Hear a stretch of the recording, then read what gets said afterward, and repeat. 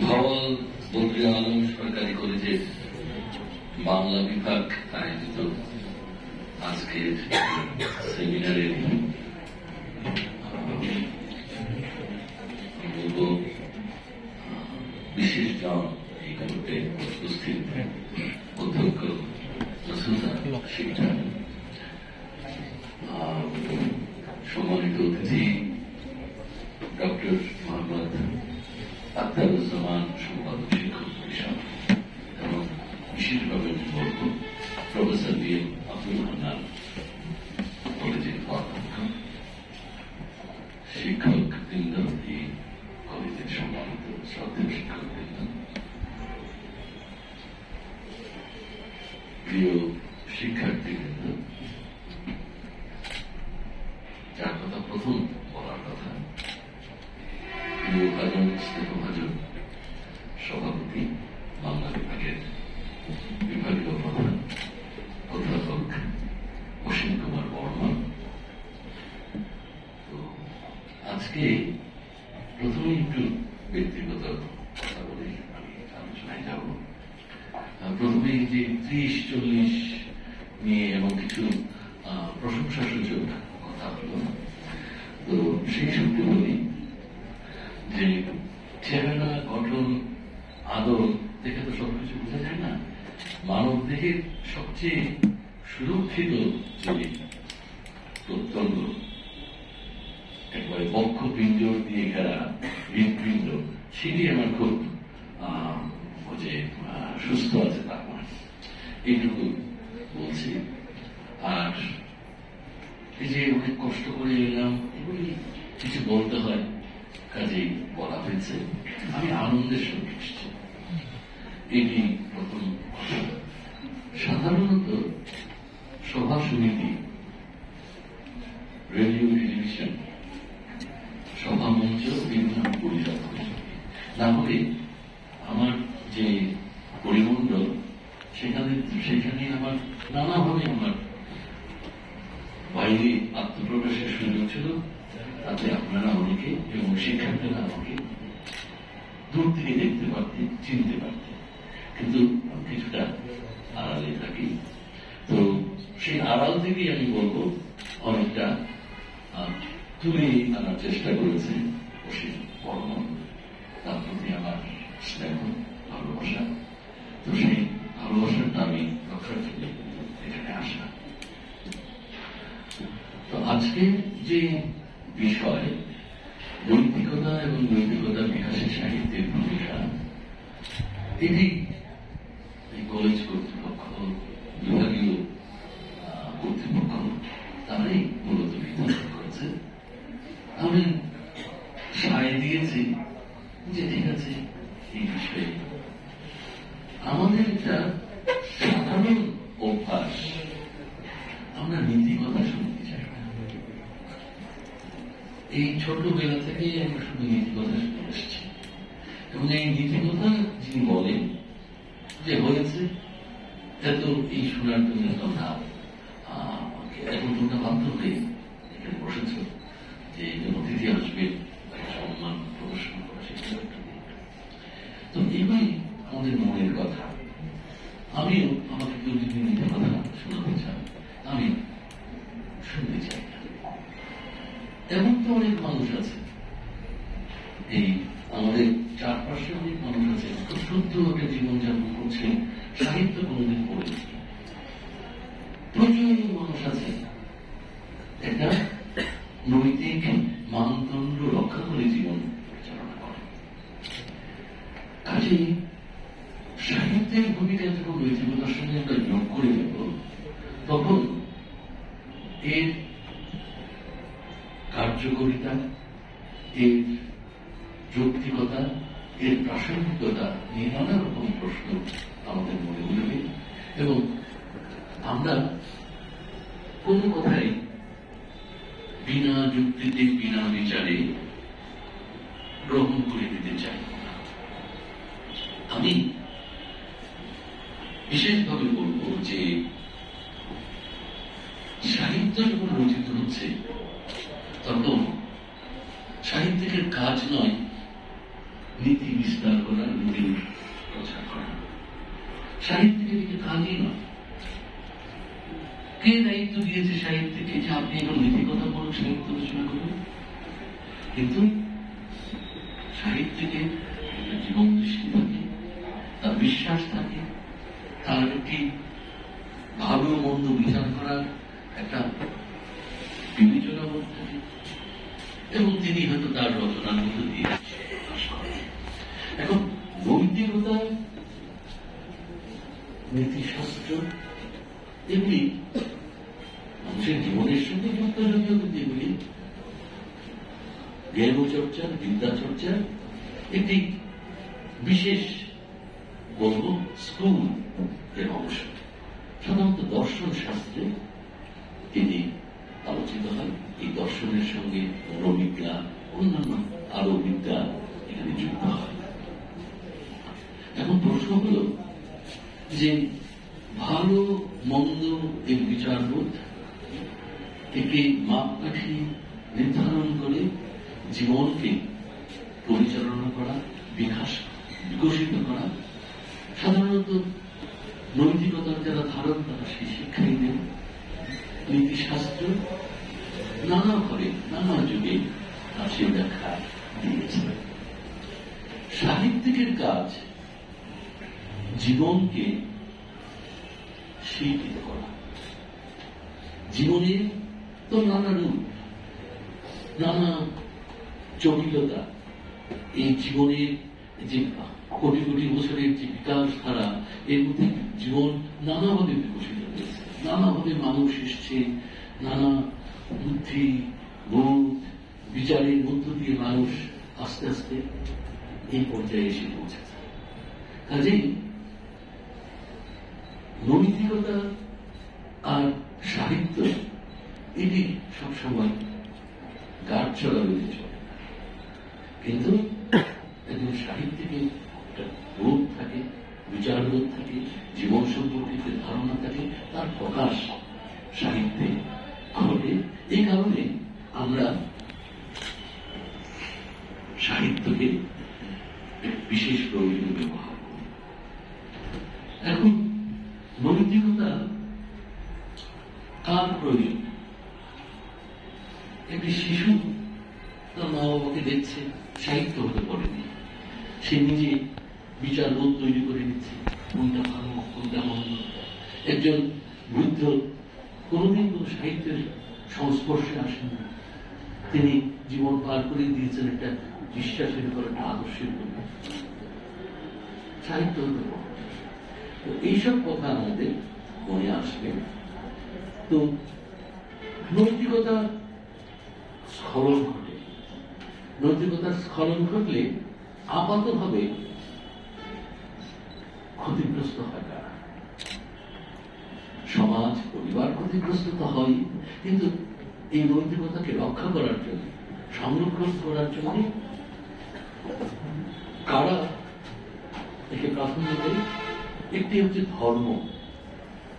ধর্মের নানা রকম অনুশাসন আছে, প্রত্যেক ধর্মের নানা রকম অনুশাসন আছে, তার কিছু নীতি নির্ধারণ করা আছে। তার ব্যত্যয় হলে, তার লঙ্ঘন ঘটলে মানুষ মনে করে, স্বধর্মের মানুষ বিশেষত মনে করে যে লঙ্ঘন ঘটে। আইন যখন গঠিত হয়, আইনের চর্চা করে তারা রাষ্ট্র আইনের চর্চা করে, আইনের নৈতিকতার একটা ভিত্তি সে আইনের মধ্যেও থাকে। কাজেই নৈতিকতার যখন স্খলন ঘটে, ব্যত্যয় ঘটে, রাষ্ট্র চিন্তিত হয়। রাষ্ট্র তখন নজরদারির আওতায় আনে, তাকে একটি সংশোধনের পর্যায়ে নিয়ে যাওয়ার চেষ্টা করে। এগুলির মধ্যে খবরদারি আছে। শিক্ষা প্রতিষ্ঠান অধ্যক্ষ উপাধ্যক্ষের প্রশাসন চালানো কঠিন হয়ে যাবে যদি নিয়ম শৃঙ্খলা শিক্ষার্থীরা না মানে। এক জায়গায় এক নিয়ম, সব জায়গায় সব নিয়ম তা নয়। আস্তে আস্তে এই আমার ছাত্রী কিন্তু যে শিক্ষক মারুফার সঙ্গে কথা বলছিলাম যে ক্যাডেট কলেজ এটিও তো একটা শিক্ষা প্রতিষ্ঠান, এটা বিশেষ ধরনের শিক্ষা প্রতিষ্ঠান, অদ্ভুত একটি জায়গা। আমি তো একবার ক্যাডেট কলেজের ভিতরে গেছি, এরকম খুব সহজে যাই না, ওই যে বললাম সভা সমিতিতে যাই না, কিন্তু শিক্ষার্থী ছাত্রদের আহ্বান উপেক্ষা করা অনেক সময় এরকম এক দুবার ক্যাডেট কলেজে গিয়েছে, অদ্ভুত জায়গা, সব শিক্ষার্থীর চুল একই রকম ছাটা, গাছগুলা একই উচ্চতায়, একটু যদি বেড়ে যায় সাথে সাথে কেটে ফেলা হচ্ছে করে মাপে চলছে। শিক্ষক হাঁটছেন যে গতিতে, তার থেকে একটু ধীর গতিতে শিক্ষার্থী হাঁটছে, তার কদম করছে একই মাপে। এর হয়তো দরকার আছে, কখনো কখনো জীবনের ক্ষেত্রে দরকার হয়, কিন্তু এগুলি কিন্তু নৈতিকতা নীতির আদর্শে জবরদস্তি। তো শিক্ষা প্রতিষ্ঠানে নানা রকম সমাজের নানা ক্ষেত্রে নৈতিকতার এরকম খবরদারি আছে, জবরদস্তি আছে, কিন্তু আমাদের প্রত্যেক মানুষের মধ্যে একটা স্বাধীনতা স্পৃহা আছে। এই যে তোমরা এখানে নিশ্চয় এখানে আমি শিক্ষার্থীদেরকে বলছি, দেখো তোমাদের এক একজনের পোশাক এক এক রকম, এক এক রকম, এই স্বাধীনতাটা তোমরা গ্রহণ করেছো, এখানে ব্যবহার করতে পারছো। এই স্বাধীনতা এটি আনন্দের স্ফুরণ। কাজে নৈতিকতা যখন স্বাধীনতাকে গ্রহণ করে, খর্ব করে না, তার নিয়ম আমাদের উপর জবরদস্তি করে চালিয়ে দিতে চায়, তখন কিন্তু বুদ্ধির সঙ্গে বিবেচনার সঙ্গে চলে না। সাহিত্যের সঙ্গে নৈতিকতার বিরোধটা সেখানেই, কারণ সাহিত্যিক যিনি, তিনি সাহিত্যে জীবনকে, জীবনে অনৈতিক একজন মানুষ, পকেট মান, একজন মাস্টার বা চারজ একজন মানুষ, পতিতালয়ের এক বারবণিতা, তার একটা জীবন আছে, তার কথা সাহিত্যিক বিবেচনা, তিনি তাকে ভালোবেসে তার জীবনটাকে উপস্থাপন করছেন। এই যে সাধারণত গাড়িতে বসে চললে সাধারণত আমার কাছে কোনোদিন তৃতীয় লিঙ্গের কেউ কোনোদিন হাত পাবে। গত পরশু একজন আমাকে চাই, তো আমি মানবে জবরদস্তি বা কিছু না, আমি মানবে বের করে তাকে আমার সাধ্যমতো দিলাম। কোন নৈতিকতা? সাহিত্যে শিখন দিয়েছে, মহাভারতে শিখন দিয়ে চরিত্র আছে, তৃতীয় ইন্দ্র, তারাশঙ্করের উপন্যাসে হাসিবাগের উপকথা তোমাদের পাঠ্য কিনা জানি না, সেখানে আছে নসুবালা চরিত্র, তৃতীয় লিঙ্গের মানুষ। এখন সচেতন মানুষ নৈতিকতার পরিবর্তন ঘটছে, এখন এই তৃতীয় লিঙ্গের মানুষের জন্য নতুন করে আইন গৃহীত হচ্ছে যে তাদের মন আছে, তার তো কোনো দোষ নেই, জন্ম হয়েছে একটা বায়োলজিক্যাল একটা কারণের কারণে সে না পুরুষ না নারী হয়ে জন্মগ্রহণ করেছে। তো তারও তো একটা স্বপ্ন আছে, তারও সুধান আছে, কৃষ্ণ আছে, তার একটা মন আছে, স্বপ্ন আছে। আমরা আইন নীতি তার পক্ষে কখনো যাই না। এখন মানুষের মূল্যবোধের পরিবর্তন রয়েছে, এই কারণে আমরা নতুন করে আইন তৈরি করেছি। কোন কোন দেশে এখনো আইন হয়নি, আত্মহত্যা এটি একটি অপরাধ বলে আমরা মনে করি, কিন্তু একজন রোগী কখনো কখনো সে মনে করতে পারে যে আমার মৃত্যু হওয়া ভালো, এরকম যে মানুষ সেই সুযোগ, সেই আইন কিন্তু আমরা এখনো প্রণয়ন করি। কিন্তু এরকম ঘটনা ঘটে সাহিত্যে কিন্তু সেটা আছে। আমার যে নাম মাঝে মাঝে আমি দৃশ্য কখনো কখনো ভস্য হয়ে যাই উচ্চারণের কারণে। তো আমার যেন আমি দৃশ্য, মহাভারতের দৃশ্য তার একটা দোয়া বা একটা বর প্রাপ্তি ঘটেছিল, সেটা কোনো ইচ্ছা নেই। মহাভারত কাল সেই কত কাল আগে, প্রাগৈতিহাসিক বলা যায় যুগের এই মহাকাব্য, সেখানে মহাকাব্যকার কে? মহাকাব্যকারের নাম কি মহাভারতে? মনে আছে না? বেদব্যাস, কৃষ্ণদ্বৈপায়ন ব্যাস।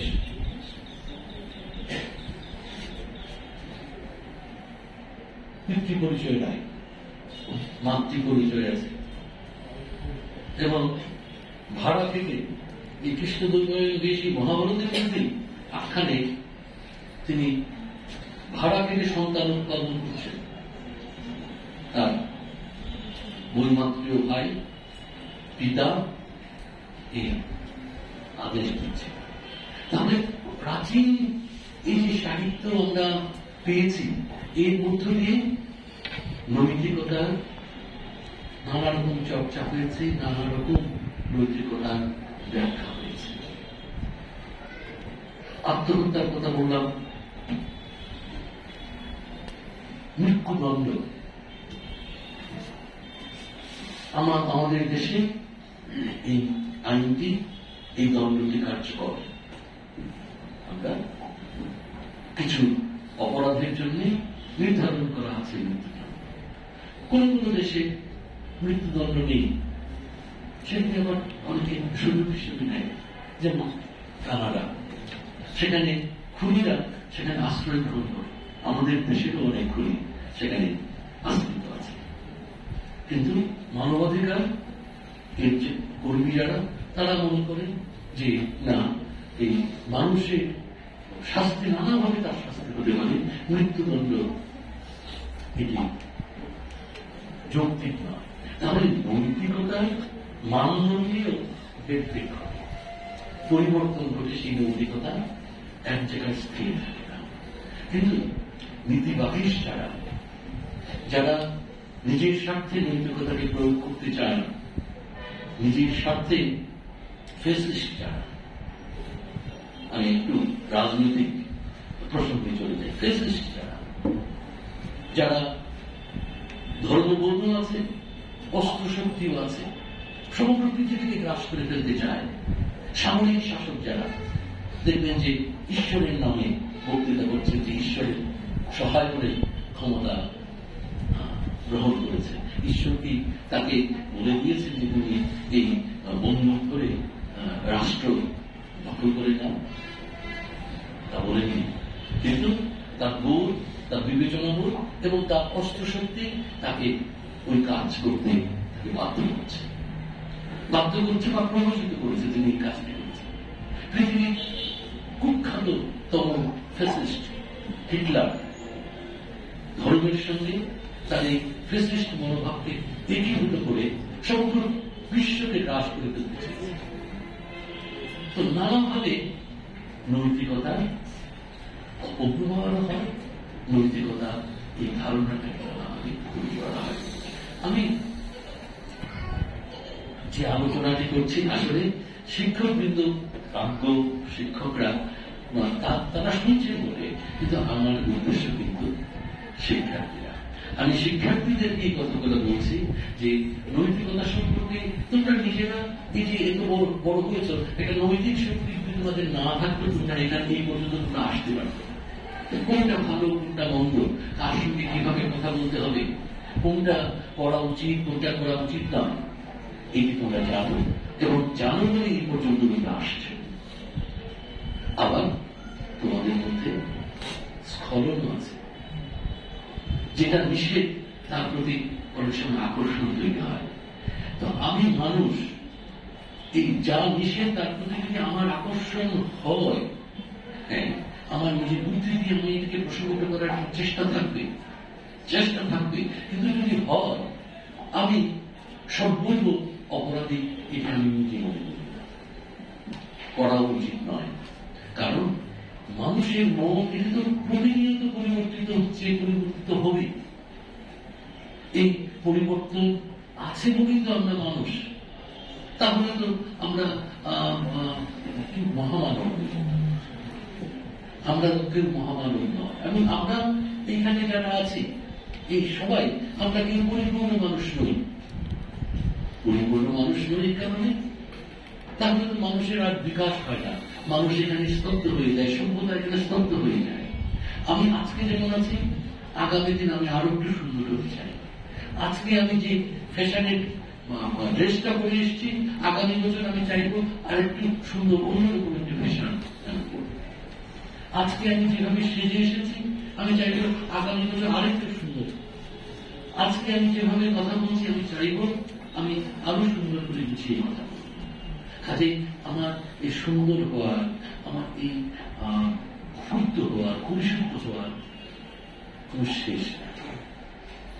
এইটা যদি শেষ নাই বলে মানুষ, জীবন্ত মানুষ আসলে মরে না।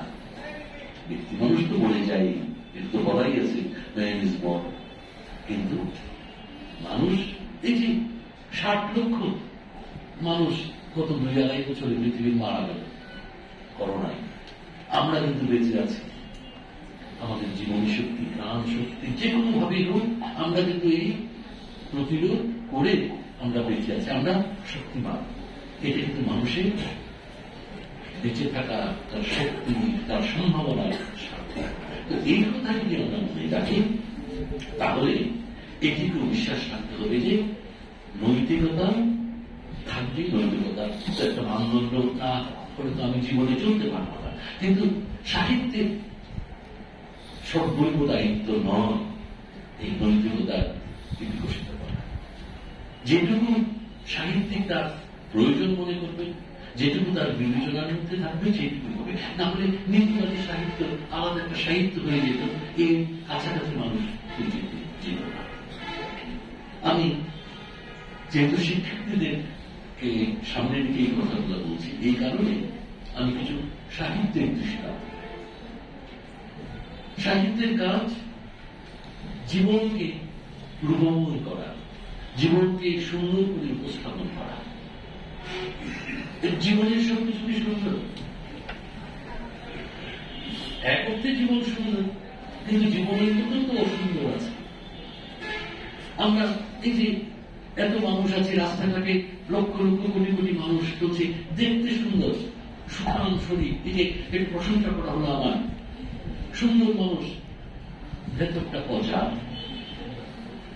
ভেতরে আছে অমানুষ, ভেতরে আছে শুধু চেহারা সুন্দর, কিন্তু ভেতরে হয়তো একজন ধর্ষক সত্তাকে ধারণ করছে, একজন ডাকাত সত্তাকে ধারণ করছে, একজন অমানুষ সত্তাকে ধারণ করছে। তো আমাদের মতো এই ঘুরে ফিরে বেড়াচ্ছে মানুষ, তার মধ্যে তো ধর্ষক আছে, তার মধ্যে অমানুষ আছে।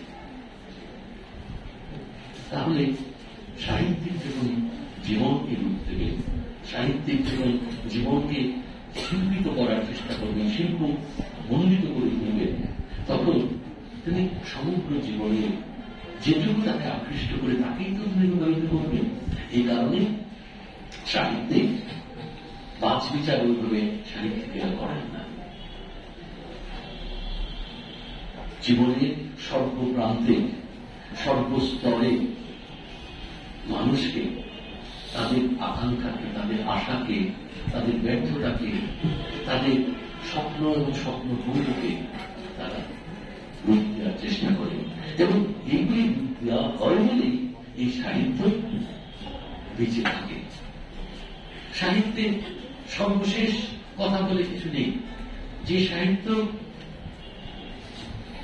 2000 বছর আগে রচিত হয়েছে, সেই সাহিত্যকে হয়তো একটি চিরায়ত সাহিত্য বেঁচে আছে এখনো, কিন্তু আজকে আমি আমার নতুন মন নিয়ে, আমি আমার নতুন বুদ্ধি নিয়ে, বিশ্বাস দিয়ে তাকে বিচার করছি, বিশ্লেষণ করছি।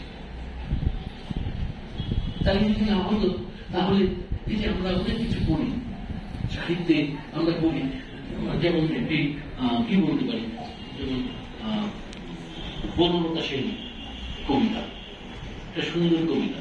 এই কবিতা এত সুন্দর আলোচনা হয়েছে, তাহলে সব আলোচনা একত্র করে বলা হতো এটি ফাইনাল, এর আর নতুন কিছু বলার নাই। এই 100 জন 200 জন শ্রেষ্ঠ সমালোচক এই কথাগুলো বলে ফেলছে, কিন্তু আমার শ্রেণীকক্ষের শিক্ষার্থী বলবে যে এটা আমি মানি না। গত মাস দেড়েক আগে মারা গেছেন আকবর আলী খান, নাম তোমরা শুনেছ নিশ্চয়ই, ঢাকা বিশ্ববিদ্যালয়ের ইতিহাসের অধ্যাপক ছিলেন।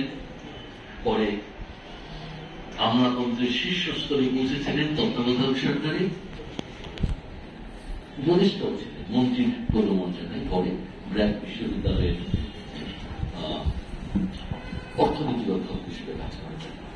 শুরু করেছিলেন ইতিহাসের অধ্যাপক দিয়ে, শেষ করেছেন অর্থনীতির অধ্যাপক দিয়ে, মন্ত্রী হয়েছেন, আমলা হয়েছেন। এই একটি কবিতা নিয়ে তিনি একটি বই লিখেছেন, বনলতা সেন, চাবিকাঠির খোঁজে। এবং তিনি যে মূল্যায়ন করে বনলতা সেনকে যে চিহ্নিত করেছেন, এটি জনপ্রিয়তা পেয়েছে কিন্তু গ্রহণযোগ্যতা পায়। জনপ্রিয়তা পেয়েছে কি হিসাবে 2-3 সংস্করণ 4 সংস্করণ হয়ে গেছে, প্রচুর বই বিক্রি হয়েছে, কিন্তু যে বক্তব্য তিনি উপস্থাপন করেছেন এই বক্তব্য মানুষ গ্রহণ করে। তরুণ পাঠক এই কবিতা পড়ে বনলতা সেনকে কোনো বারবণিতা হিসেবে দেখে না, নানাভাবে সে তাকে তার স্বপ্ন সুন্দরী, তার প্রেরণাদায়িনী, তার প্রেমিকা, তার উজ্জীবনী শক্তি, নানাভাবে সে তাকে দেখে, তরুণ পাঠকটা নতুন নতুন পাঠকটা তাকে দেখে। তো তিনি এই মত দিয়েছেন, শেষ থেকে এসে সেটি তিনি সংশোধন করে দিয়েছেন, প্রত্যাহারও করে দিয়েছেন।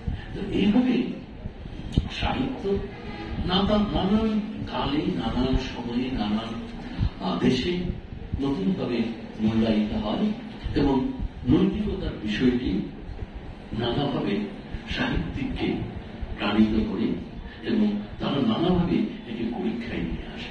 কিন্তু শেষ পর্যন্ত নৈতিকতা তার প্রধান লক্ষ্য হয় না, তার লক্ষ্য মানুষের থাকে, মানুষের জীবনই থাকে এবং সেই জীবনের নানা প্রান্ত, নানা বিষয় উঠে আসে। আমি কয়েকটা দৃষ্টান্ত দেওয়ার চেষ্টা করবো, একবারে প্রাচীন সাহিত্য থেকে একেবারে আধুনিক সাহিত্য পর্যন্ত, তাহলে বোঝা যাবে। যেমন হোমারের ইলিয়াড মহাকাব্য, প্রাচীনকালে এই যে মাসুদা শিকদার অধ্যক্ষ মহোদয়, উনি সতীদাহ প্রথার কথা বলে গেলেন একটা, যে এটি একসময় এটি নীতি ছিল, তারপর সেই নীতির বিরুদ্ধে মানুষ এসেছে। বাল বিধবা, যেদিন বিয়ে হয়েছে ওই দিনই বিধবা হয়েছে। কৌলিন্য প্রথার কারণে কন্যাকে সম্প্রদান করা এটি ধর্ম, কাজে পিতা তার ধর্ম রক্ষা করবেন, কিন্তু মেয়ের সংখ্যা বেশি আমাদের দেশে, সুবিধার্থী, তোমাদের কোনো সমস্যা নাই, নারী এবং পুরুষের জনসংখ্যা একটা ভারসাম্য সমতা আছে, কিন্তু একসঙ্গে সেটা ছিল না। নারীর সংখ্যা বেশি, পুরুষের সংখ্যা কম, মেয়েদের বিয়ে হয় না।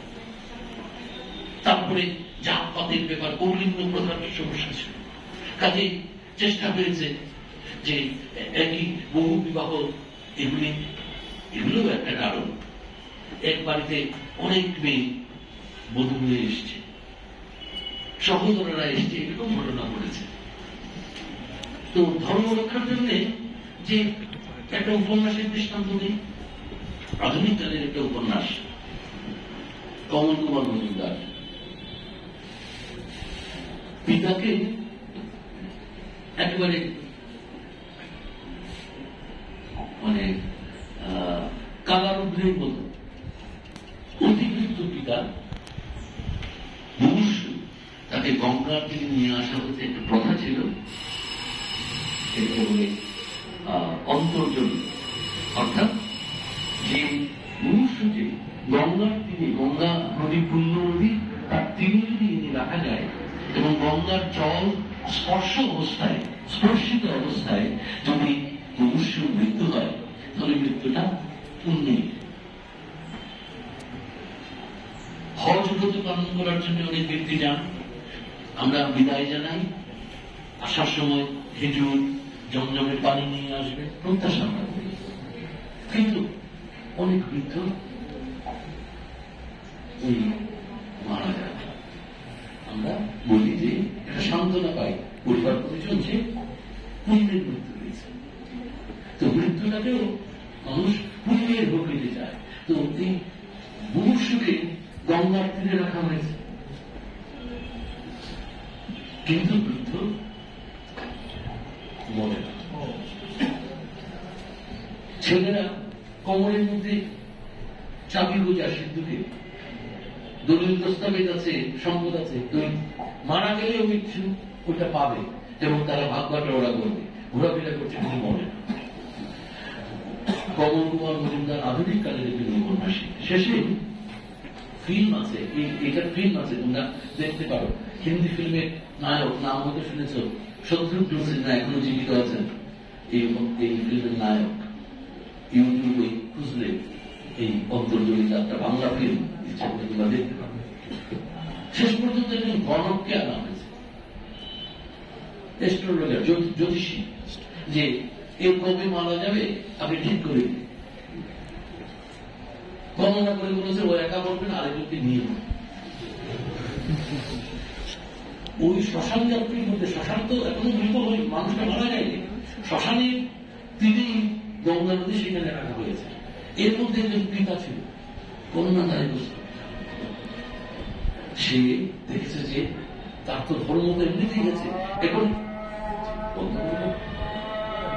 নামাজের কি বিরতি থাকবে না। তো এই অবস্থায় আচ্ছা আজানটা শেষে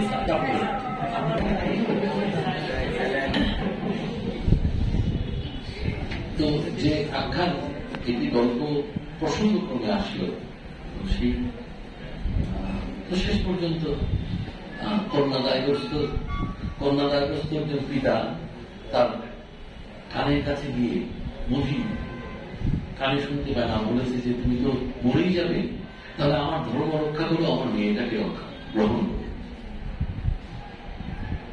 তো কি হলো, যে রাতে বিয়ে হলো ওই রাতেই সে বিধবা। নানা রকম ঘটনা ঘটেছে। বাক্যদান হয়েছে শিশুর জন্মের আগে, মাতৃগর্ভে ভ্রূণ অবস্থায় আছে, শিশু বাক্য দান করা হয়েছে যে তোমার কাছে আমি দান করে দিলাম। বিধবা, তোমরা চোখের বাড়ি ফিল্ম দেখেছ, ঐশ্বরিয়া রায় বিখ্যাত অভিনেত্রী, দেখবে যে চুল বয় কাট করা, অর্থাৎ এই মেয়ে তার চুলের পরিচর্যা যাতে না করতে পারে, তার জন্য নিরামিষ খাবার, তার জন্য সাদা পোশাক, না কিন্তু তার তো স্বপ্ন থাকতে পারে না। তো সেই স্বপ্ন আইন নীতি এগুলি কম করেছে। কাজে দেশ কাল সময় এগুলাকে পরিবর্তন, সময়ের কারণে এই নৈতিকতার পরিবর্তন ঘটে।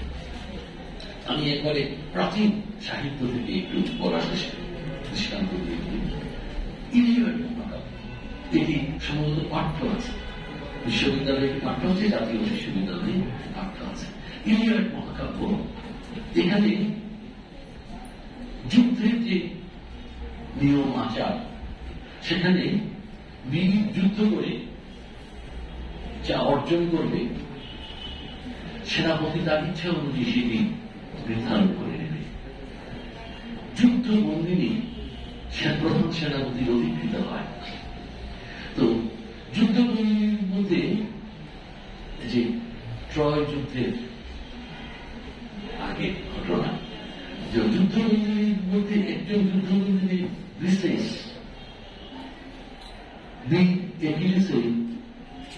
সে প্রণী, কিন্তু গ্রিক পক্ষের সেনাপতি অ্যাগামেমনন তিনি তাকে হরণ করে দিয়েছেন। যুদ্ধের নিয়ম, সেই নিয়মটি সেখানে রক্ষে দিয়েছে। অ্যাকিলিস তার মায়ের কাছে বিচার দিয়েছে। তার মা দেবী জগদেবী জিউসের কাছে গিয়ে বলেছে যে আমার ছেলে অপমানিত হয়েছে, এত বড় বীর, আগামন্যন বা আগামেন্যন সেনাপতি হতে পারে, কিন্তু আমার ছেলে কি তার চেয়ে কম? বলছেন যে ঠিক আছে, আমি দেখব। সমগ্র ইলিয়াড মহাকাব্য এই দেখব তার উত্তর। কিভাবে উত্তর? এই ট্রয় যুদ্ধে, এই যুদ্ধের মধ্য দিয়ে শ্রেষ্ঠ যোদ্ধা হিসাবে আসলে স্বীকৃতি পেলেন একিলিস। তাহলে দেবতাও, রাজা জিউসও, দেবতাদের রাজা, তিনিও কিন্তু একটি নতুন আইন তৈরি করেছেন। এইভাবে নৈতিকতা, নীতি কখনো কখনো পরিশীলিত হয়, সংশোধিত হয়, কখনো কখনো আরো হয়। মহাভারতের কথা একটু আগে বললাম, যে ভীষ্মর কথা বললাম, কুন্তী কুমারী মাতা, পৃথিবীর শ্রেষ্ঠ কুমারী মাতা মরিয়া, পৃথিবীর কোটি কোটি মানুষ তাকে জগৎ হিসেবে মানে। তোমরা বারাঙ্গনা কবিতা আছে কাজী নজরুল ইসলামের সাম্যবাদী কবিতা, সেখানে নীতির কথা আছে, সেখানে কুন্তির কথা আছে, সত্যবতীর কথা আছে। বলে তিনি নতুন মূল্যবোধ থেকে বারাঙ্গনা পতিতা যারা, তাদেরকে বলছেন তারাও জগৎ হতে পারে, তারাও তো মাতৃস্বরূপ। তো কুন্তী, মহাভারতের কুন্তী, দেখো যে তার বলা যায় অজ্ঞাত পিতৃ পরিচয় যুক্ত যে পুত্র কর্ণ, এই পঞ্চ পাণ্ডবের অতিরিক্ত কর্ণ বীর, তাকে অষ্টগুরু দ্রোণাচার্য তাকে জাতপাতের কারণে জন্ম পরিচয় অজ্ঞাত বলে তাকে শিক্ষার অধিকার দেওয়া হবে। বাংলাদেশে একটা এখনো আইন নেই, এখনো এই মুহূর্তেও আমাদের দেশে একটা আইন কার্যকর হয়নি, কথাবার্তা হচ্ছে, হবে। সেটা হচ্ছে যুদ্ধ শিশু। যুদ্ধের কারণে, অরাজকতার কারণে, অত্যাচার নিপীড়নের কারণে যেসব শিশুর জন্ম হয়েছে, তাদের তো মৃত্যু পরিচয় নেই, তারা ন্যাশনাল আইডি পায় না, কিন্তু এই যুদ্ধের পরিপ্রেক্ষিতে তাদের জন্ম হয়েছে।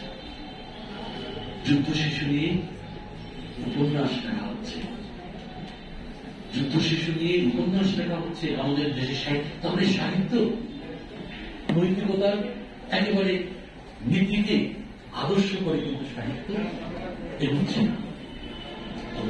কর্ণ শেষ পর্যন্ত কুরুক্ষেত্র যুদ্ধে কর্ণ নিহত হলেন অনৈতিক ভাবে। যুদ্ধে নিয়ম আছে, যুদ্ধে বিধি আছে। সাদা পতাকা উত্তোলন যদি কেউ করে, তাহলে অপরপক্ষ সেখানে অস্ত্র নিক্ষেপ করবে না, বোমা নিক্ষেপ করবে না, এটি নিয়ম। এই কারণে দেখুন যুদ্ধ অবস্থায় রেড ক্রিসেন্ট, রেড ক্রস এইসব সংস্থা সেখানে সাদা পতাকা নিয়ে হাজির হয়, কোন পক্ষ এগুলি করে। তো এই ধরনের পরিস্থিতিতে কর্ণ এত বড় বীর, এত বড় বীর যে তাকে অর্জুন সমকক্ষ, কোন কোন ক্ষেত্রে অর্জুনের চেয়েও শক্তিমান, তাকে হত্যা করা যাবে না, তাকে মারা যাবে না। তোমরা জগন্নাথ কাব্য প্রথম বর্ষ বা দ্বিতীয় বর্ষে পড়েছে যে নিরস্ত্র মেঘনাথকে লক্ষণ আক্রমণ করেছে, বলছে যে এটা কোন নীতি, এটা তো বীরের ধর্ম নয়, নিরস্ত্র অবস্থানে তুমি আমাকে আক্রমণ করেছে, যদি যুদ্ধক্ষেত্রে তুমি আমার সঙ্গে যুদ্ধ করতে তুমি তো আমাকে পরাজিত করতে পারবে না। কর্ণ কুরুক্ষেত্র যুদ্ধে তার রথের চাকাটি মাটিতে ভেঙে গিয়েছে, একটু বন্ধ হয়ে গেছে। তিনি উঠে এই চাকাটা তুলতে যাচ্ছেন, মুড়িতে যেতে ব্যাপার। ওই মুহূর্তে যখন তার হাতে অস্ত্র নেই, ওই মুহূর্তে অর্জুন তাকে বিদ্ধ করেছে। যুদ্ধে নৈতিকতার স্খলন করেছে। এইরকম সাহিত্যের মধ্যে এই নৈতিকতার স্খলনের দৃষ্টান্তও আছে। আশ্চর্য ব্যাপার হলে তোমরা পড়েছ বিভূতিভূষণ বন্দ্যোপাধ্যায়ের পথের পাঁচালী উপন্যাস। পথের পাঁচালী উপন্যাসের শুরুতেই ছোট অপু তার মায়ের কাছে মহাভারতের গল্প শুনেছে এবং ওর সবচেয়ে ভালো লাগে কর্ণকে। ওই যে নৈতিকতার অপব্যবহার ঘটেছে যার উপর, ওই কর্ণকে তার ভালো লাগে। তার কাছে মনে হয় যে অনন্তকাল ধরে কর্ণ তার এই রথের চাকাটি তুলছে, কিন্তু ওই মুহূর্তে একজন অত্যাচারী তাকে বিদ্ধ করছে। এই জন্য তার চোখ দিয়ে জল পড়ে। তো সাহিত্য কখনো কখনো চোখের জল ফেলতেও সহায়তা করে। শুধু নৈতিকতার শিক্ষা শুধু নেই তা নয়। আহমদ শরীফ নাম শুনেছ কিনা জানি না, নিশ্চয়ই শুনেছ। বাঙালি ও বাংলা সাহিত্য নামে তার বিখ্যাত ইতিহাস গ্রন্থ আছে, বাঙালি ও বাংলা সাহিত্য। আহমদ শরীফ আমাদেরকে বলেছিলেন যে অভিযুক্ত করেছিলেন মীর মোশাররফ হোসেনকে, বিষাদ সিন্ধু উপন্যাসের রচয়িতা। মীর মোশাররফ হোসেনকে বলছিলেন যে আপনি কি বলে যদি অভিযোগ করেছেন, শুনলে তোমরা হাসবে। বলছেন মীর মোশাররফ হোসেন, আপনার অধিকার ছিল না আমার মতো কিশোর, আমার মতো একজন কিশোরকে কাঁদানো। আপনি আমাকে কাঁদিয়েছেন। আপনার এই উপন্যাস পড়ে আমি চোখের জল নিবারণ করতে পারি। তবে সাহিত্য কখনো কোনো চোখের জগৎ সৃষ্টি করে। তো নৈতিকতা আধুনিক সাহিত্যের কথা যদি বলি, পশ্চিমী সাহিত্য, ইউরোপীয় সাহিত্য যেগুলি আছে একটা আধুনিক কালে, যেগুলি কখনো কখনো নিষিদ্ধ উপন্যাস হিসেবে পরিগণিত হয়েছে। লেনিন টাটার ইসলামার, তারপর গুস্তাভ ফ্লবেয়ারের মাদাম বোকারি, এগুলি পশ্চিমা জগতের আচার অনাচার নানা রকম আখ্যান নিয়ে এগুলি রচিত হয়েছে। কাল ভেদে স্থান ভেদে এগুলি নানাভাবে মূল্যায়িত হয়েছে। আমাদের সাহিত্যে যদি আমি আসি, আমাদের মাসুদা সিদ্ধার ম্যাডাম যে প্রসঙ্গটা দিচ্ছেন, বঙ্কিমচন্দ্র চট্টোপাধ্যায়। বঙ্কিমচন্দ্র একজন শ্রেষ্ঠ শিল্পী, কিন্তু তার একটা আদর্শবাদ আছে। এটা নিজস্ব তৈরি করা একটি নৈতিকতার মানদণ্ড তিনি লাভ করেন। এই মানদণ্ডের সঙ্গে, এই নৈতিকতার সঙ্গে একটা প্রচন্ড বিরোধ ছিল তার শিল্পী সত্তা। শিল্পী হিসেবে তিনি মনে করো এরকম যদি বলি যে খেলার দৃষ্টান্ত দিয়ে বলি যে একজন খেলোয়াড়, সে একটা দলের সমর্থক, কিন্তু সে খেলে। তো একটা বড় দলের সমর্থক দেখা গেল যে ভাড়া খাটতে গিয়ে, খেলতে গিয়ে সেই যে দলের সমর্থক, সেই সমর্থক দলের বিরুদ্ধে তাকে খেলতে হচ্ছে। খেলার মাঠে তার দায়িত্ব হচ্ছে যে পক্ষ সে অবলম্বন করছে তাকে জয় করিয়ে নিয়ে আসা। কিন্তু নীতির দিক থেকে মনে হচ্ছে যে না, আমি তো সেই কাজটি করছি না। এইরকম দ্বন্দ্বের মধ্যে দিয়ে হয়তো তার এক্সেলেন্স, তার ক্ষিপ্রতা, তার দক্ষতা সেখানে ক্ষতিগ্রস্ত হয়। বঙ্কিমচন্দ্রের ক্ষেত্রে তাই ঘটেছে। সমকালে তার অগ্রজতুল্য বিদ্যাসাগর, তোমাদের পক্ষে আমি দেখেছি, তোমাদের শিক্ষকদের পক্ষে বিদ্যাসাগরের এখানে বাণী লিপিবদ্ধ আছে। বিদ্যাসাগর বিধবাকে বিয়ে হোক এটি চেয়েছে এবং আইন কার্যকর হওয়ার ক্ষেত্রে তিনি একটি ভূমিকা রেখেছেন। এই যে জন্মের পর বিধবা হয়েছে, বাল বিধবা, অল্প বয়সী বিধবা, সারা জীবন পড়ে আছে। এর আগে রামমোহন একটি বড় কাজ করিয়ে ফেলেছেন, সতীদাহ প্রথা নিবারণ করেছে। সতীদাহ ওই যে রাত্রে বিয়ে হলো, ওই রাত্রে বিধবা হয়ে সহমরণে যেতে হচ্ছে। কেউ কি নিজে আগুনে ঝাঁপ দিতে চায়, দগ্ধ হতে চায়, আর কেউ দিতে পারে, সেটা ভিন্ন কথা। বিশেষ কোনো কারণে কেউ যদি আগুনে ঝাঁপ দিতে চায়, সেটা ভিন্ন কথা। আত্মহত্যার আগে মানসিক মৃত্যু ঘটে যায় মানুষের, মনোবিজ্ঞানীরা এটি বলেন। তো সেই রকম মানসিক মৃত্যু যা ঘটে গেছে তার কথা আমরা আলোচনায় আনছি না। কিন্তু কেউ কি তাহলে জবরদস্তি করে, জোর করে চিতায় তাকে উঠানো হয়েছে। সেটি তো আইন করে বধ হয়েছে, বিধবা বিবাহ আইন কার্যকর হল। কিন্তু এই নতুন যুগের যে রেনেসাঁস, উত্তর প্রজন্মে, রেনেসাঁস প্রজন্মে বঙ্কিমচন্দ্র তার ভিতরের সংস্কার, অনেক মানুষ আচারে আচরণে আধুনিক, কিন্তু ভিতরে ভিতরে কিছু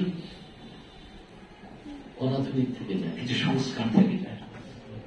বঙ্কিমচন্দ্র ওই বিশ্বাস তার কাছে মনে হচ্ছে যে বিধবার যদি বিয়ে হয় তাহলে পারিবারিক জীবন, সামাজিক জীবনে অসঙ্গতি তৈরি হবে, বিপর্যয় হবে। কাজে বিধবা বিয়ে তিনি চান না। এই নিয়ে তিনি উপন্যাস লিখতে শুরু করলেন। একটি উপন্যাস লিখলেন, বিশ্বযুদ্ধ, কুন্দ চরিত্র, অল্প বয়সে তার বিয়ে হলো। প্রথম সে অনাথিনী বা অনাথা, তারপর তার বিয়ে হলো, তারপর বিধবা হলো, তারপর আবার নতুন করে সে পরিণয় করতে হলো। বঙ্কিমচন্দ্র এটি অনুভব, শেষ পর্যন্ত দেখা গেল যে নানাভাবে নানা প্ররোচনায় প্ররোচিত হয়ে, প্রভাবিত হয়ে, প্রলুব্ধ হয়ে শেষ পর্যন্ত সে আত্মবিনাশ করল, আত্মহত্যা করতে বাধ্য হল। বঙ্কিমচন্দ্র তার নৈতিক মানদণ্ড দিয়ে যা চান না উপন্যাসে সেটি কার্যকর করার চেষ্টা করলেন। পাঠকরা এটিকে গ্রহণ করে না। পাঠকরা একটি লেখক তার নীতিকে জবরদস্তি করে সাহিত্যে উপস্থাপন করবে, সেটি পাঠকরা চায়। বঙ্কিমচন্দ্রের দুটি সত্তা, এই শিল্পী সত্তা, সেটাও সে চায়। এই কারণে উপন্যাসটা তিনি যখন রচনা করেন, কুন্দমোহনের মৃত্যু পাঠককে শুধু না, বঙ্কিমচন্দ্রকেও করুণায় কাতর করে, তার হৃদয় আর্দ্র হয়ে উঠে, ভিজে যায়। কাজে তিনি আরেকটি উপন্যাস রচনা করেন, সেটি কৃষ্ণকান্তের উনি। সেখানেও তিনি আবার বিধবার প্রসঙ্গ নিয়ে আসলেন, আবার বিধবার প্রণয়ের কথা নিয়ে আসলেন। দেখালেন যে জীবনে অশান্তি তৈরি হয়, অনাচার তৈরি হয়, পারিবারিক শৃঙ্খলার বিঘ্ন ঘটে, এগুলি তিনি দেখানোর চেষ্টা করলেন। এবং শেষ পর্যন্ত অনেকটা বন্ধুদের দলের সামনে জীবনকে বাঁচিয়ে রাখার আত্মী আকুতি প্রকাশ করা সত্ত্বেও সেই মেয়েটি অপঘাত মৃত্যু ঘটে। বলল যে না, আমাকে বেরো না, আমি আমার নতুন জীবন, এক পাশে করতে গিয়েছিল, আত্মহত্যা করতে গিয়েছিল জীবন ব্যর্থ মনে করে। তারপর যখন সে বেঁচে আসলো, তখন সে আর মরতে চায় না, কারণ জীবনটি তার মধ্যে সুন্দর। বলছে যে আমি সবকিছু ছেড়ে যাব, সন্ন্যাসিনী হয়ে যাব, কিন্তু আমাকে বাঁচতে দাও। কিন্তু গোবিন্দলাল তাকে বাঁচতে দেয় না। সমালোচকরা, পাঠকেরা বঙ্কিমচন্দ্রকে ইঙ্গিত করেন যে বঙ্কিমচন্দ্র সে করতে পারেন। তাহলে শিল্পীর যে সত্তা, সেই শিল্পী সত্তা জীবনের বিকাশকে সুন্দর করে রূপ দিতে চায়। আর শিল্পীর ভেতরের যে নৈতিক সত্তা, সে তাকে আঁকড়ে রাখতে চায়, তাকে আবদ্ধ করে রাখতে চায়, তাকে শাসন করতে চায়। এই দুই দ্বন্দ্বের মধ্য দিয়ে কিন্তু বঙ্কিমচন্দ্রের উপন্যাস রচিত হয়েছে। রবীন্দ্রনাথের ক্ষেত্রে আমরা অনেক পরিবর্তন দেখবো। রবীন্দ্রনাথের ক্ষেত্রে আমরা বিধবা বিয়ের কথা দেখবো এবং দেখবো যে মানুষ ভালোবাসার যে মূল্য, দাম্পত্য সম্পর্কের মূল্য শুধু এই মন্ত্রভূত বিয়ের মধ্যেই বিশেষত এটি রবীন্দ্রনাথ চান। আধুনিক যুগের সাহিত্যে যদি আমি চাই, আমার একটা বইয়ের নাম হিসেবে উল্লেখ হয়েছে, একটা উপন্যাসের আখ্যান থেকে আমি সেই কথাটি বলব। বাংলা সাহিত্যের দুটি বিখ্যাত উপন্যাস, অবশ্য এই উপন্যাস দুটির সুখ্যাতি একটা বিশেষ পরিমণ্ডলে সীমাবদ্ধ, খুব বেশি প্রচার পায়নি। ঢাকা বিশ্ববিদ্যালয়ে তার রচনা একসময় পাঠ্য ছিল, এখন কিছু কিছু আছে। জাতীয় বিশ্ববিদ্যালয়ের সীমাবদ্ধ নাই। জাতীয় বিশ্ববিদ্যালয়ের যে বিএ, জাতীয় বিশ্ববিদ্যালয়ের যে বিএ সিলেকশনের যে বইটা আছে, সেখানে একটা গল্প আছে, তার বেলবাড়ি গ্রুপ, গল্পকারের নাম জগদীশ গুপ্ত। তো জগদীশ গুপ্তের দুটি উপন্যাস, একটি হচ্ছে লঘুগুরু, আরেকটি হচ্ছে অসংসিদ্ধ। এর আগে আমরা যাকে বলি অনৈতিক জগৎ, আমরা যাকে বলি সমাজ,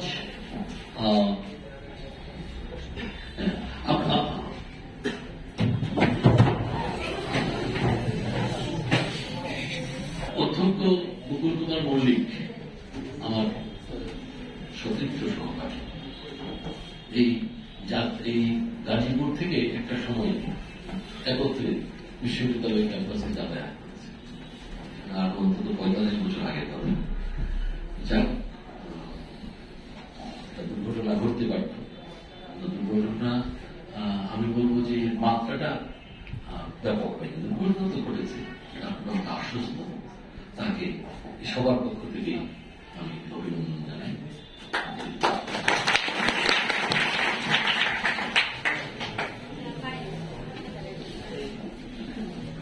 রবীন্দ্রনাথ এবং জগদীশ গুপ্তের মধ্যবর্তী পর্যায়ে শরৎচন্দ্রের আত্মপ্রকাশ ঘটেছে বাংলা উপন্যাসে। শরৎচন্দ্রের উপন্যাসে শরৎচন্দ্রেরও এই সমস্যাটি ছিল, আদর্শবোধ, নীতিবোধ ভেতরে ভেতরে। আমি 10 মিনিটের মধ্যে আমার আলোচনা শেষ করব, কারণ একটা আলোচনার একটা ধৈর্য, শোনার আনন্দ, এসব কিছু থাকা দরকার। যদি বিরক্তি নিয়ে নিশ্চয়ই আলোচনা শুনতে পারলাম 10 মিনিটের মধ্যে শেষ করবো। আমার যেহেতু 1 ঘন্টা পার হয়েছে, আমি 10 মিনিটের মধ্যে শেষ করবো। তো যেটি বলছি যে রবীন্দ্রনাথ এবং জগদীশ গুপ্তের মধ্য পর্যায়ে শরৎচন্দ্র জনপ্রিয়তম উপন্যাসী। রবীন্দ্রনাথ শ্রেষ্ঠ শিল্পী, কিন্তু জনপ্রিয়তায় শরতের চাঁদ অনেক এগিয়ে।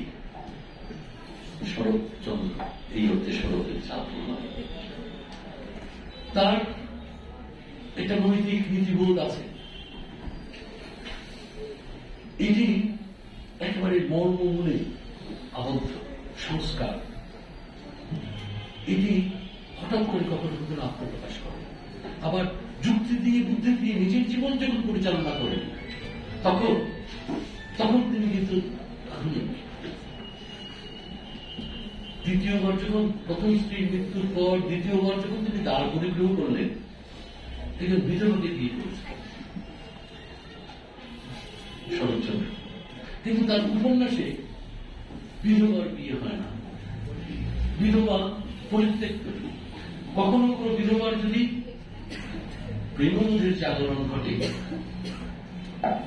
বা বিধবা অল্প বয়সী বিধবা যে হয়েছে, তার ভালোবাসার একটা স্ফুরন্ত করতেই পারে, পরিণাম ভয়াবহ হয়েছে। তাকে উন্মাদ করে দেওয়া হয়েছে, না হলে তার জন্য হয়তো একটা আশ্রয় কেন্দ্রের খোঁজা হয়েছে, সমাজ তাকে গ্রহণ করে না। কখনো কখনো নৈতিকতার একটা প্রকাশ্য যে নৈতিকতা, যেটাকে রাষ্ট্র রক্ষণাবেক্ষণ করে আইনের নামে, ধর্ম তার ধর্মগ্রন্থি লিপিবদ্ধ যেসব বাণী আছে সেগুলা সংরক্ষণ করে কিছু কিছু নৈতিকতা। তো এর মধ্যে সেটা তো ধর্মের প্রসঙ্গটা আমি আনছি না। আইন যেখানে কঠোর, সেখানে মানুষ কিন্তু আইনের কার্যকর ক্ষেত্রে ভিন্ন ক্ষেত্র সে সন্ধান করে। শরৎচন্দ্র এরকম কিছু ঘটনা ঘটিয়েছে, এগুলি অত্যন্ত আধুনিক, কিন্তু উপন্যাসে সেটি ঘটেছে কোথায়? বাংলা, অখণ্ড বাংলার যে পরিসীমা, এখানে যে সমাজ, সেই সমাজের শরৎচন্দ্র এই বিদ্রোহ ঘটাতে পারেন না। রাজলক্ষ্মীর প্রতি দরদ আছে, মমতা আছে শ্রীকান্ত, কিন্তু বলে বড় প্রেম এক ধরনের আত্মপ্রতারণামূলক কথা। বড় প্রেম কাছেই ফেলে না, দূরেও সরিয়ে দেয় বা এরকম বাক্য। এটি হচ্ছে এক ধরনের বলা যায় আত্মপ্রতারণামূলক স্বীকার। মাসিক কবিতায় আছে, রবীন্দ্রনাথের মাসিক কবিতায় আছে যে ওই যে মেয়েটি পরনে ঢাকায় শাড়ি, কপালে শাড়ি, বিয়ের পিড়িতে বসিয়ে চলে এসছে, এখন তার অন্তর জগতে তার আরাম না। এরকম সাহিত্যের জগতে এই নৈতিকতা অনৈতিকতার খেলা চলে। খেলা শব্দটা এখন খুব সাম্প্রতিক জনপ্রিয় শব্দ, তো সাহিত্য খেলা চলে, তো এই খেলা এখনো আছে। তো বাংলার পরিধির মধ্যে, অখণ্ড বাংলার পরিধির মধ্যে শরৎচন্দ্র এরকম ঘটনা ঘটান না, যার মধ্যে মনে বিকাশ ঘটে, যে স্বাধীনভাবে তার আকাঙ্ক্ষাকে বাস্তবায়িত করতে চান, তাকে তিনি উন্মাদ করে ফেলেন, তাকে মেরে ফেলেন, সে আশ্রয় কেন্দ্রে চলে যেতে বাধ্য হয়। কিন্তু সেখানে শাসকের, রাষ্ট্রযন্ত্রের ভ্রুকুটি মুক্ত, সেখানে কিন্তু তিনি এক স্বাধীনতা প্রয়োগ করেন। যেমন এই শ্রীকান্ত উপন্যাসী আছে অভয়া, ও গেছে গ্রামের রোহিণী দাদা, দাদা তাকে নিয়ে গেছে রেঙ্গুনে। তার স্বামী দীর্ঘদিন ধরে রেঙ্গুনে আছে, তার খোঁজ খবর নেয় না। কাজে স্বামীর সঙ্গে দেখা করে এসছে। এই স্বামীর সন্দর্শনে যাওয়া এটি শকুন্তলার মধ্যে আছে। রাজা বিস্মৃত হয়েছেন, তাকে চেনেন না। তো সে এসে অনেক খোঁজখবর করে শেষ পর্যন্ত একটি বর্মী পাড়ায় গিয়ে সে পেয়ে গেছে তার স্বামীকে। দেখে যে বর্মী নারী এবং বেশ কিছু শিশু, পুত্রকন্যা সহ সে সংসার জীবনযাপন করছে বর্মী নারীর সঙ্গে। এসছে স্বামীর জন্য, তাকে আঘাত করে, নির্যাতন করে তাকে তাড়িয়ে দিয়েছে। এই মেয়ে নামটি অভয়া। অভয়া আবার দেবী দুর্গার নাম। অসাধারণ একটি চরিত্র। এখানে তো রাষ্ট্রের কাঠামোর বাইরে বলা যায়, কারণ এটি তো ব্রহ্মদেশ আলাদা একটা অবস্থানে চলে গেছে। ভারতবর্ষের যে ইতিহাস, যে সময় উপন্যাস লিখছেন সেই সময় থেকে ব্রহ্মদেশ, সেখানে সংস্কৃতি আলাদা, ভাষা আলাদা। শেষ পর্যন্ত ওই রোহিণী দাদাকে স্বামীর, বর্তমানে আমরা জানো কিনা জানি না, হিন্দু বিবাহ আইনে এখনো কোন ডিভোর্স নাই। একবার বিয়ে করলে এর কোন বিচ্ছেদ নাই। এই আধুনিক আইন প্রয়োগ করে হয়তো, সিভিল আইন প্রয়োগ করে তো বিচ্ছেদ করতে পারে, কিন্তু হিন্দু বিবাহে কোন এখন ম্যারেজ রেজিস্টার দলিল দস্তাবেজ করে, যেমন আমার বিয়ের কোন দলিল নাই। এখন যদি আমি মার্কিন যুক্তরাষ্ট্রে যাওয়ার জন্য এটি ভিসা করতে চাই, তাহলে আমাকে আমার রেজিস্ট্রেশন করতে হবে। এই বিয়ের 32 বছর 33 বছর ডিভোর্স নাই, রেজিস্ট্রেশন নাই। স্বামী তো পরিত্যাগ করতে পারে না, স্ত্রী পরিত্যাগ করার তো প্রশ্নই আসে না। তো স্বামীর বর্তমানে এই রোহিণী দাদার সঙ্গে সেই জীবনযাপন শুরু করে কোনো মন্ত্রপুত নিয়ে না। তোমরা প্রাগৈতিহাসিক গল্প পড়েছ, পাঁচি এবং বসির যে থাকে তারা তাদের ধর্মের পরিচয় অভিন্ন, তারা যে একত্র থাকছে তাদের কোন মন্ত্রপুত বৈবাহিক মন্ত্র করে কোনো কাজীর কাছে গিয়ে বা কোনো পুরোহিতের কাছে গিয়ে তারা এখানে ধর্মাচার এগুলি ওই সমাজে কার্যকর নয়। সেটা অত সম্ভব হ্যাপনট পর্যায়ে, সর্বহারার পর্যায়ে এটি হতে সম্ভব। কারণ খাওয়া করাটাই হচ্ছে তার অস্তিত্ব রক্ষার বিষয়।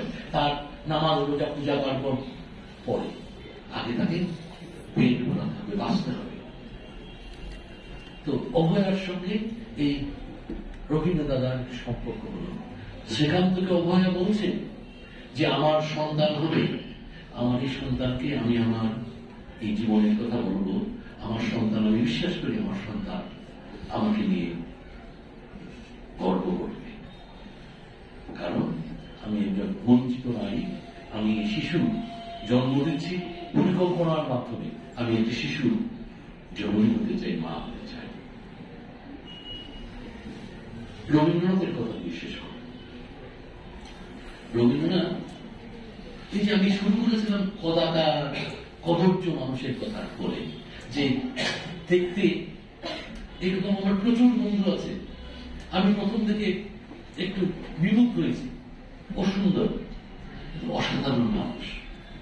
এরা এখন আমার বন্ধু হিসেবে টিকে আছে। এরকম বেশ কিছু বন্ধু আছে, মুকুল তাদের একজনকে চিনি। তো চেহারা সবসময় মানুষের পরিচয়টা ভেতরের মানুষটা হচ্ছে আসল। তো রবীন্দ্রনাথ বলছেন, একটা টার্মিনোলজি তিনি ব্যবহার করেছেন, সেটা হচ্ছে রূপবান। কি রূপবান? তিনি বলছেন যে বাইরের রূপ এবং ভেতরের রূপ মিলিয়ে যার আচরণে উচ্চারণে তার চরিত্র অভিব্যক্তি পায়, সেই হচ্ছে রূপবান। যে অল্প সময়ের জন্য এসেও একটা দীর্ঘদিন একটা ছাপ রেখে যায়, সেই রূপবান। তোমরা ভারতত্বের কথা জেনেছ, ঠক, তাকে বলছেন তিনি রূপবান। তিনি হীরা মানিককে বলছেন রূপবান, হীরা রাশিকে বলছেন তিনি রূপবান। কারা? মুরানিশীলের কথা বলেননি, কিন্তু মুরানিশীল এই মুহূর্তের মধ্যে তার লোভ, তার লালসা, তার ব্যবসায়িক বণিক বৃত্তি, অতিরিক্ত মুনাফা লোভ, এগুলো তো সমাজে আছে। আমরা জানি যে মুনাফা খোঁজে সে অনৈতিক,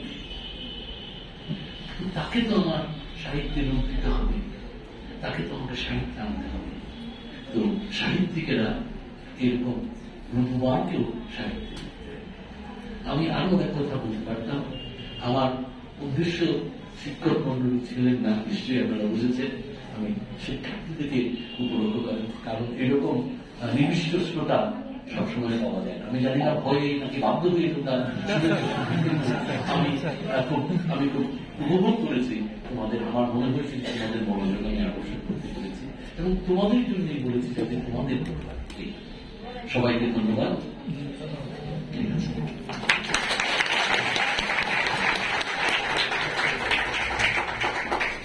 স্যারকে ধন্যবাদ। আমি পরে কথা বলবো। স্যারের অনুমতি ক্রমে আমি অনুমতি আগেই দিয়ে রেখেছি। শাহরিয়ার স্বামী দোতলা নিয়ে ঘুরে বেড়ায়, আমি ওকে বলেছিলাম স্যার দুটো গান শোনানোর জন্য। এটা তোমার মাইক কি